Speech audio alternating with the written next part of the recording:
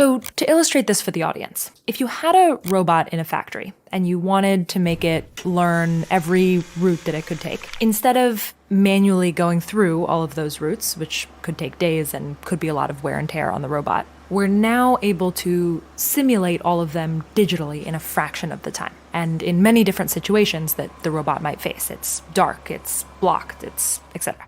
So the robot is now learning much, much faster. It seems to me like the future might look very different than today. If you play this out 10 years, how do you see people actually interacting with this technology in the near future? Cleo, everything that moves will be robotic someday, and it will be soon. You know, the idea that we'll be pushing around a lawnmower is already kind of silly. You know, maybe people do it because it's fun, but there's no need to. And every car is going to be robotic. Humanoid robots, the technology necessary to make it possible is just around the corner.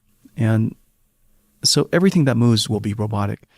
And they'll learn how to be a robot in Omniverse Cosmos and will generate all these physically plausible futures.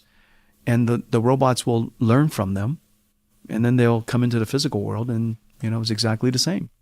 A future where you're just surrounded by robots is for certain. And I'm just excited about having my own R2-D2.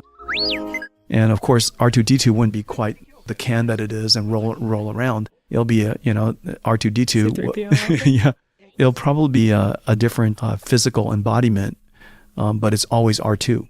You know, so my R2 is going to go around with me. Sometimes it's in my smart glasses. Sometimes it's in my phone. Sometimes it's in my PC.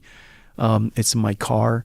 So R2 is with me all the time, including, you know, when I get home, you know, where I left a physical version of R2 and, you know, whatever that version happens to be, you know, we'll interact with R2. And so I think the idea that we'll have our own R2-D2 for our entire life and it grows up with us, that's a certainty now.